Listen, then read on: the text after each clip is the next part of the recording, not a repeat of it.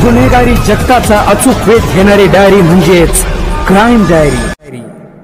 नमस्कार, मी Sayali. Crime diary news channel मध्ये आपले स्वागत आहे। पाहूयात अशाच ताज्या। इचलकरंजी येथे दारूसाठी 100 रुपये देण्यास नकार दिल्याने तिघांनी दरवाजावर दगडाने व लाथांनी मारहाण करून तोडफोड करत घरात प्रवेश केला व शिवीगाळ केली, तसेच जखमी केले, अशी फिर्याद अबू नसर अमजद शेख वय वर्ष 21 राहणार मूळ भंगिया बिहार सध्या मुजावरपट्टी नदीवेस नाका याने गावभाग पोलिसात ही फिर्याद दिली आहे।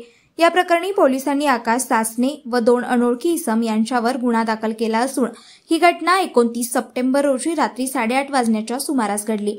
याबाबत अधिक माहिती अशी की फिर्यादी शेख हे जेवण करून फिरत असताना संशयित आरोपी आकाशने दारूसाठी 100 रुपये मागितले व ते देण्यास नकार दिल्यानंतर या तिघांनी दरवाजावर लाथाबुक्क्यांनी हल्ला करून तोडला व घरात प्रवेश करून शिवीगाळ केली व जखमी केले, तर अनोळखी दोघांनी फिर्यादीचे चुलत भाऊ फियाज शेख व खाजा इजाक शेख यांना हाताने व लाथाबुक्क्यांनी मारहाण केली, असे फिर्यादीत म्हटले आहे।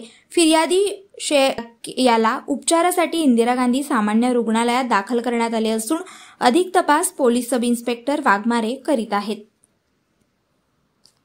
ताज्या बातम्या पाहण्यासाठी क्राईम डायरी न्यूज चॅनलला सबस्क्राइब करा, शेअर करा आणि कमेंट करा। धन्यवाद।